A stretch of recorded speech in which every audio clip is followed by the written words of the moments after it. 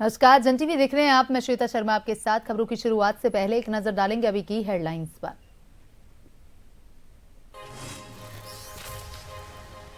धामी सरकार के 4 साल पूरे, यूसीसी और सख्त कानूनों से बनाई अलग पहचान। देहरादून परेड ग्राउंड में आमजन को संबोधित करेंगे सीएम। विकास योजनाओं का लोकार्पण और शिलान्यास कार्यक्रम।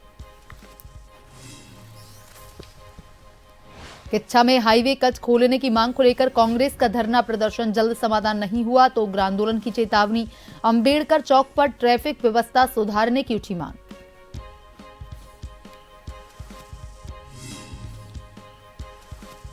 विकासनगर में मारपीट के बाद युवकों को कार से कुचलने की कोशिश। पुलिस चौकी के पास हुई वारदात से सुरक्षा पर उठे सवाल। पीड़ित ने लगाई न्याय की गुहार। पुलिस वीडियो के आधार पर कर रही कार्रवाई। देवभूमि में चैत्र नवरात्रि की धूम। मां भगवती मंदिर में विशेष पूजा अर्चना। प्राचीन और चमत्कारी माने जाने वाले मंदिरों में श्रद्धालुओं का तांता।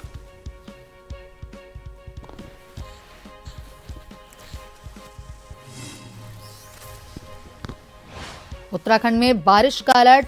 50 की रफ्तार से चलेंगी हवाएं। पहाड़ी जिलों में बर्फबारी के आसार।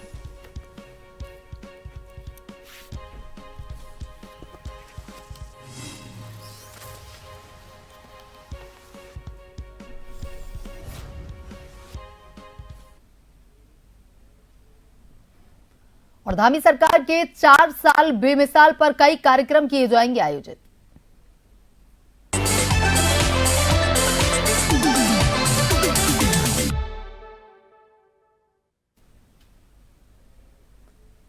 धामी सरकार के 4 साल बेमिसाल। उत्तराखंड में 4 साल बेमिसाल थीम पर होंगे विशेष आयोजन।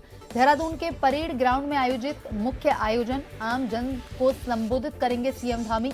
विकास योजनाओं का लोकार्पण और शिलान्यास कार्यक्रम। पूरे उत्तराखंड में 23 से 25 मार्च तक कार्यक्रमों की रहेगी धूम।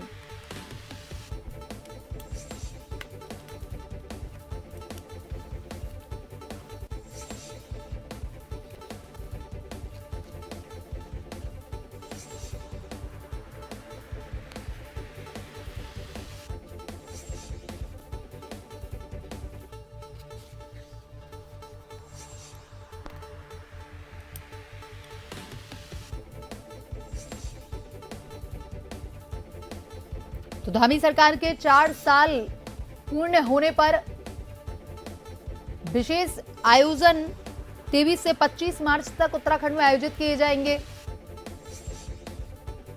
वहीं आम जन को संबोधित भी करेंगे सीएम धामी। कई विकास योजनाओं का लोकार्पण शिलान्यास कार्यक्रम भी है।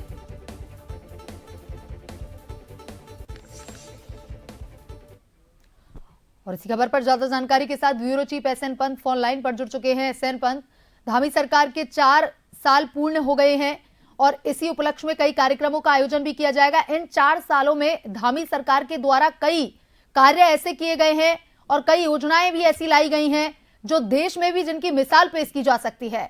और अब 4 साल में क्या कुछ कार्यक्रम आयोजित किए जाएंगे, क्या कुछ कार्यक्रम है? बिल्कुल, आपको बताना चाहूंगा, उत्तराखंड सरकार में धामी सरकार के 4 साल का कार्यकाल आज पूरा हो चुका है और लगातार पिछले एक पखवाड़े से जल से कार्यक्रम, सरकार जन जन के द्वार और जनता के बीच में सरकार न्याय पंचायतों में पांडाल लगाकर के तमाम विभाग के विभागीय अधिकारियों को जिलाधिकारी की मौजूदगी में एक टीम गठित करते हुए, जिसमें सीडीओ भी हैं, मुख्य विकास अधिकारी के साथ साथ उप जिलाधिकारी हैं, तहसीलदार है, कानूनगो है, जल संस्थान के जेई हैं, उसके अलावा ऊर्जा विभाग के जेई हैं, साथ ही साथ ग्रामीण विकास विभाग के अधिकारी हैं। सभी अधिकारियों को मौके पर भेजा गया, जिसमें उद्यान, कृषि, हॉर्टिकल्चर के साथ साथ तमाम हैं और वो मौके पर ही तमाम समस्याओं का निराकरण कर रहे हैं और जो समस्याएं शासन स्तर से सॉल्व कराई जा सकती है उसको शासन में प्रेषित किया जा रहा है। तकरीबन 5000 से ज्यादा भी ऐसी समस्याएं थी जिनका मौके पर ही निपटारा किया गया है और ये पिछले एक पखवाड़े से, एक महीने से चल रहा है, क्योंकि सरकार 4 साल का कार्यकाल पूरा कर रही है। उसके मद्देनजर इस तरीके के काम किए जा रहे हैं। रहा सवाल आज के बड़े कार्यक्रम का, तो इससे पहले शुरुआत हरिद्वार से हुई थी, फिर हल्द्वानी से हुई थी, जिसमें केंद्रीय गृह मंत्री और केंद्रीय रक्षा मंत्री मौजूद थे। आज उत्तराखंड सरकार 4 साल का कार्यकाल पूरा करने के उपलक्ष्य में राजधानी देहरादून के परेड ग्राउंड में एक बड़ा कार्यक्रम आयोजित कर रही है। जिसमें कुछ देर के बाद मुख्यमंत्री पुष्कर सिंह धामी पहुंचेंगे और आज वो एक ऐतिहासिक भाषण भी देंगे, जिसमें उन्होंने अभी तक कितने बड़े फैसले उत्तराखंड के लिहाज से लिए हैं, चाहे वो उत्तराखंड में जिस तरीके से उन्होंने सत्ता में आने के तुरंत बाद से लेकर के यूनिफॉर्म सिविल कोड को लागू करने जैसा बड़ा निर्णय लिया, जो कि पूरे देश में एक नजीर बना। दंगा नियंत्रण कानून है, धर्मांतरण कानून है, नकल विरोधी कानून है। इसके अलावा उन्होंने जो लैंड जिहाद था उसके खिलाफ कानून तैयार किया है, भू कानून को लागू किया है। इसके अलावा आंदोलनकारियों के लिए क्षैतिज आरक्षण में 10% की बात सरकार ने मानी है, जो उत्तराखंड आंदोलनकारियों की एक लंबे अरसे से चली आ रही थी। तो साथ ही साथ 29,000 के करीब सरकारी नौकरियों में पहली मर्तबा किसी सरकार ने रोजगार देने का काम किया है। तो इन तमाम बड़े फैसलों को लेकर के धामी सरकार ने अपना 4 साल का कार्यकाल पूरा किया है और आज इसी उपलक्ष्य में एक बड़ा कार्यक्रम आयोजित राजधानी देहरादून के परेड ग्राउंड में, और कुछ देर के बाद मुख्यमंत्री जब कार्यक्रम में पहुंचेंगे और उसके बाद उनका संबोधन होगा, तो जाहिर सी बात है उत्तराखंड के जनमानस को एक बड़ी घोषणा का इंतजार भी रहेगा कि 4 साल के कार्यकाल पर धामी सरकार क्या सौगात उत्तराखंड को देने जा रही है, किस तरीके की घोषणा करने जा रही है। क्योंकि सरकार अब फुल फ्लैश रूप में काम करना चाहती है। आगे जो बचे हुए 10 महीने हैं, क्योंकि उसके बाद चुनाव राज्य में होने हैं विधानसभा के, तो ऐसे में सरकार चाहती है कि विकास के कामों में कोई कमी न हो और 31 मार्च से पहले सभी विभागों का जो बजट है उसको खर्च किया जाए, कहीं पर भी लैप्स होने की शिकायत या लैप्स होने की समस्या सामने न आए। इसके लिए मुख्यमंत्री दिन और रात दोनों समय अपने जो शासकीय फाइलें हैं उनको निपटाने का काम कर रहे हैं और लगातार अपने कार्यों में व्यस्त हैं। जी एसएन पंत, तमाम जानकारी के लिए धन्यवाद।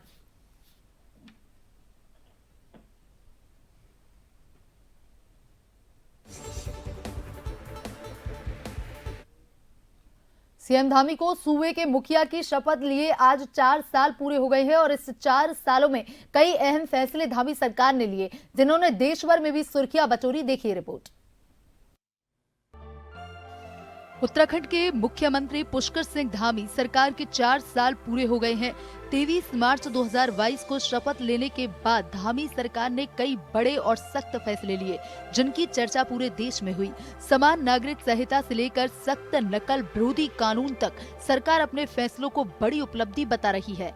ग्राफिक्स के जरिए एक नजर डालते हैं धामी सरकार के 4 साल में लिए गए बड़े फैसले पर। समान नागरिक संहिता।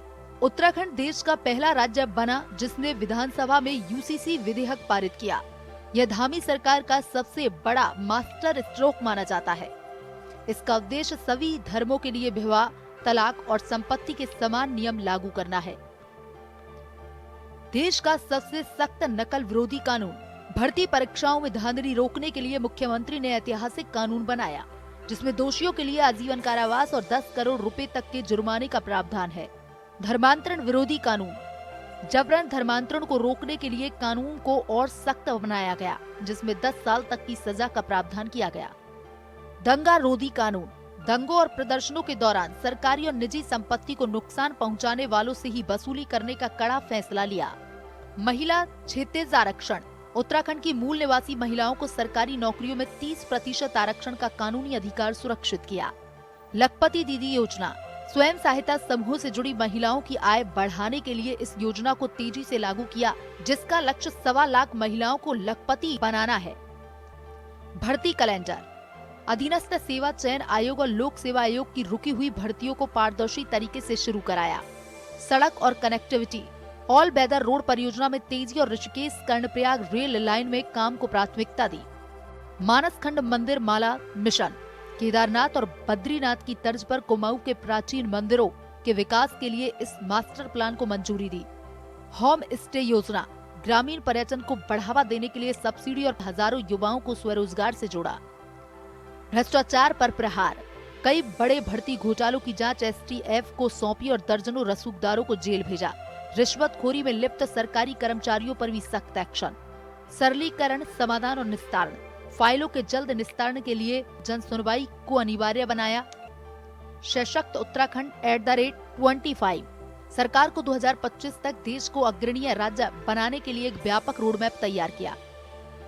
सरकार के 4 साल पूरे होने के जश्न को देवभूमि में कई कार्यक्रमों का आयोजन किया जा रहा है, जिनमें सरकार की उपलब्धियों को आम जनता तक पहुंचाने का काम हो रहा है। ब्यूरो रिपोर्ट, जन टीवी।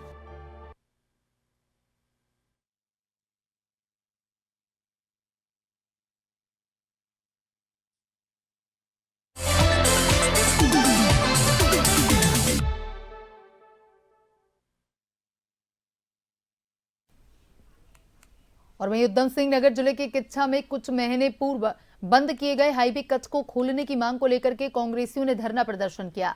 किच्छा विधायक तिलक राज बेहड़ के नेतृत्व में तमाम कांग्रेसी अंबेडकर चौक पर पहुंचे। कांग्रेसियों ने चौक पर धरना प्रदर्शन करते हुए नेशनल हाईवे प्रशासन के परियोजना निदेशक का पुतला दहन कर गुस्से का इजहार किया। कांग्रेस विधायक तिलक राज बेहड़ ने चेतावनी देते हुए कहा कि अगर जल्द ही प्रशासन द्वारा समस्या का समाधान नहीं किया गया तो अप्रैल के प्रथम सप्ताह में जिला मुख्यालय स्थित एनएच प्रशासन के कार्यालय पर विशाल धरना प्रदर्शन किया जाएगा।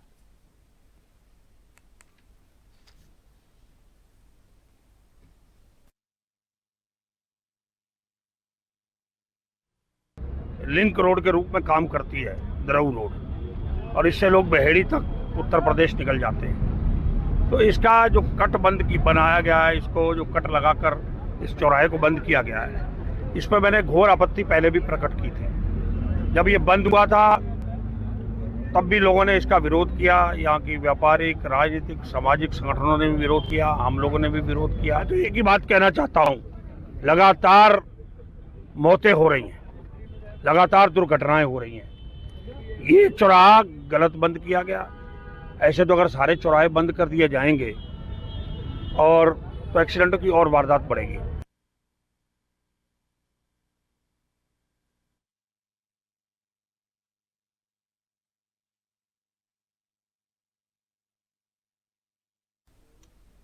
मुख्यमंत्री पुष्कर सिंह धामी के मार्गदर्शन में संचालित मुख्यमंत्री संस्कृति वर्धन पहल कला, परंपरा और पहचान के अंतर्गत लोहाघाट ब्लॉक के सीमांत गुमदेश चमदेवल स्थित प्रख्यात श्री चोखाम बाबा मंदिर में जिलाधिकारी मनीष कुमार ने मुख्यमंत्री संस्कृति संवर्धन किट भेंट की।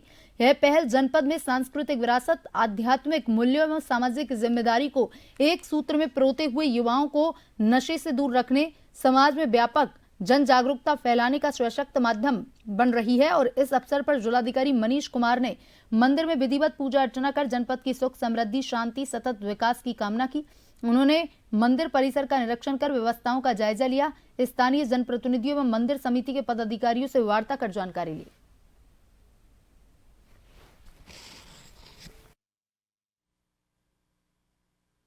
धन्यवाद। आज माननीय मुख्यमंत्री जी के द्वारा जो यहाँ चमदेवल चम्मो मंदिर में जो एक किट दी गई है, भजन संध्या किट, इसके लिए हम माननीय मुख्यमंत्री जी का बहुत बहुत धन्यवाद एवं स्वागत करते हैं। जो यह किट दी गई है कि जो युवा लोग नशे से इससे दूर रहें, इसमें भी यह कार्य सिद्धि करेंगे।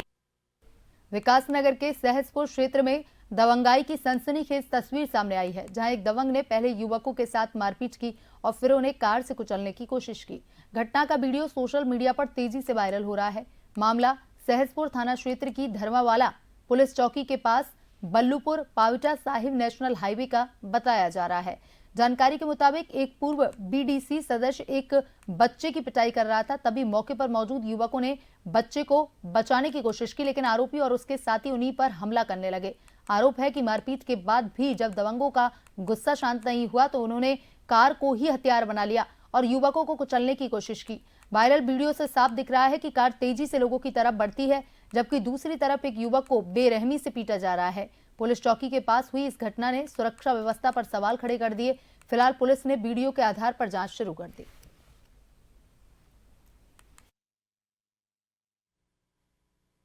एक लड़का आया, छोटा बच्चा, उसके ऊपर इन्होंने हाथापाई करनी स्टार्ट कर दी। 13-14 साल का बच्चा था वो। उसके बाद मैंने बीच बचाव में उसे कहा कि भाई इसको मत मारो, तो इन्होंने कहा कि तू ज़्यादा बड़ा नेता है, ये सो इन्होंने गालियाँ गलौज करी और मैं वहाँ से टाइम बचा के निकल लिया। तब फिर ये दोबारा फिर आए, हम यहाँ चौक पर खड़े हुए, दोबारा फिर आए। दोबारा इन्होंने क्या करा, आते ही सीधा ये हाथापाई करने की पूरी कोशिश करी इन्होंने। और फिर जब इनका बस नहीं चला तो इन्होंने एक गाड़ी निकाली, इनकी अपनी गाड़ी थी, उससे इन्होंने लोगों को जान से मारने की कोशिश करी। हरिद्वार के कनखल स्थित जगजीतपुर क्षेत्र में देर रात हाथी घुसने से इलाके में दहशत फैल गई। हाथी फुटबॉल मैदान के पास खेत में घुस गया और गेहूं की फसल को नुकसान पहुंचाया। साथ ही खेत के किनारे लगे करंट के तार भी तोड़ दिए। हाथी की मौजूदगी से देर रात तक लोग डर के साए में घरों में दुबके रहे। स्थानीय लोगों का कहना है कि कनखल क्षेत्र में हाथियों की आवाजाही लगातार बढ़ रही है, लेकिन शिकायत के बावजूद वन विभाग स्थायी समाधान नहीं कर रहा। ग्रामीणों ने प्रशासन और वन विभाग से जल्द कार्रवाई की मांग की।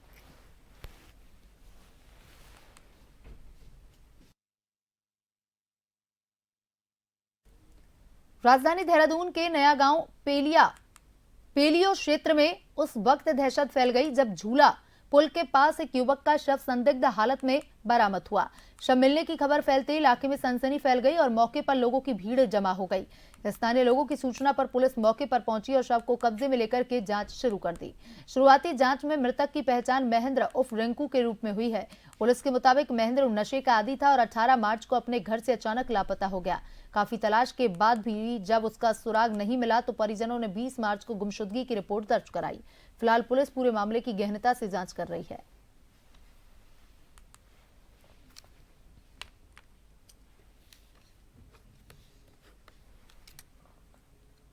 रसोई गैस को लेकर के लगातार मिल रही शिकायतों और कालाबाजारी की बढ़ती घटनाओं के बीच देहरादून में क्यूआरटी की कार्रवाई सामने आई है। देहरादून में गैस एजेंसियों का निरीक्षण और आपूर्ति पर प्रशासन नजर बनाए हुए है। एलपीजी शिकायतों पर कंट्रोल रूम में त्वरित कार्रवाई हो रही है। सॉफ्टवेयर समस्या से गैस आपूर्ति का बैकलॉग बढ़ा है। घरेलू कमर्शियल गैस स्टॉक बढ़ाने के निर्देश दिए गए हैं।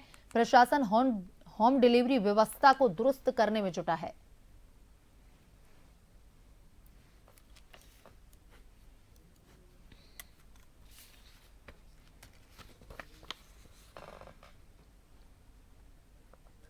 और जोशीमठ से खबर है, जहां जोशीमठ के बड़ा गांव में चैत्र नवरात्रे के अवसर पर मां भगवती के मंदिर में विशेष पूजा अनुष्ठान किए जा रहे हैं। ग्रामीण दिन रात माता की आराधना भजन कीर्तन में लीन है। प्राचीन और चमत्कारी माने जाने वाले इस मंदिर में भक्तों की भारी भीड़ उमड़ रही है। नवरात्रि के अंतिम दिन यहां विशाल भंडारे का आयोजन कर भक्तों को प्रसाद वितरित किया जाएगा।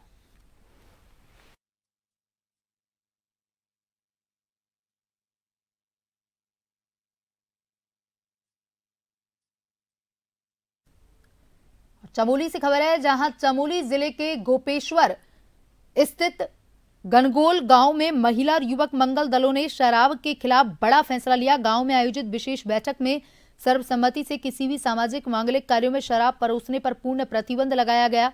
ग्रामीणों ने एकजुट होकर शादी, बारात और पूजा पाठ में शराब का सेवन न करने की शपथ ली। नियमों का उल्लंघन करने वालों पर भारी जुर्माना और कड़ी कार्रवाई की जाएगी।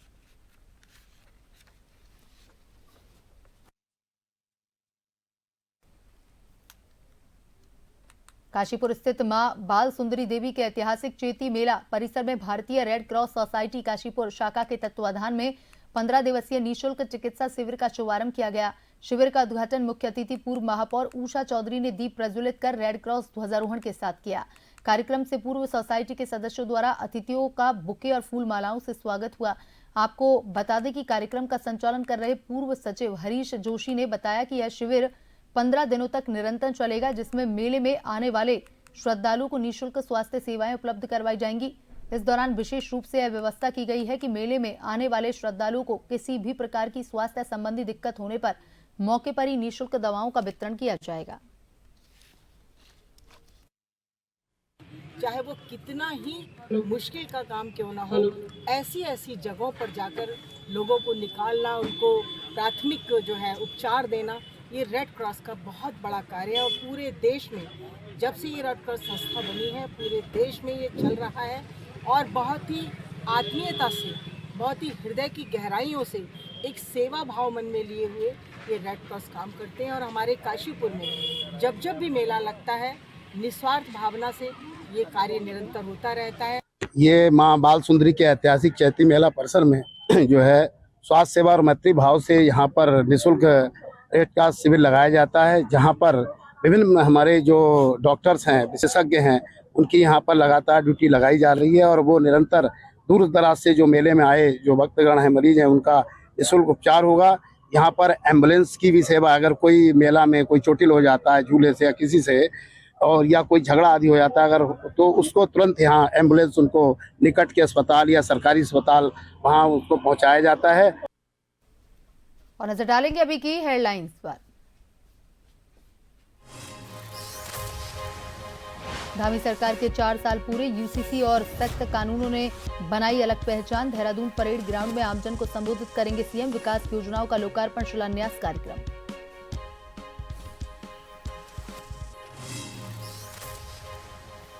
किच्छा में हाईवे कट खोलने की मांग को लेकर कांग्रेस का धरना प्रदर्शन, जल्द समाधान नहीं हुआ तो उग्र आंदोलन की चेतावनी। अम्बेडकर चौक पर ट्रैफिक व्यवस्था सुधारने की उठी मांग।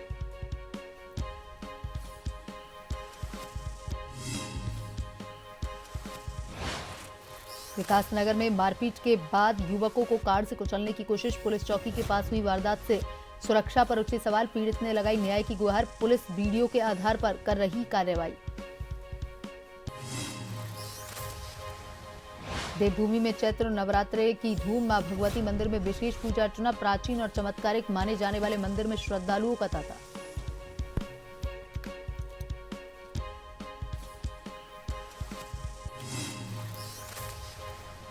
उत्तराखंड में बारिश का अलर्ट, 50 किलोमीटर की रफ्तार से चलेंगी हवाएं, पहाड़ी जिलों में बर्फबारी के आसार।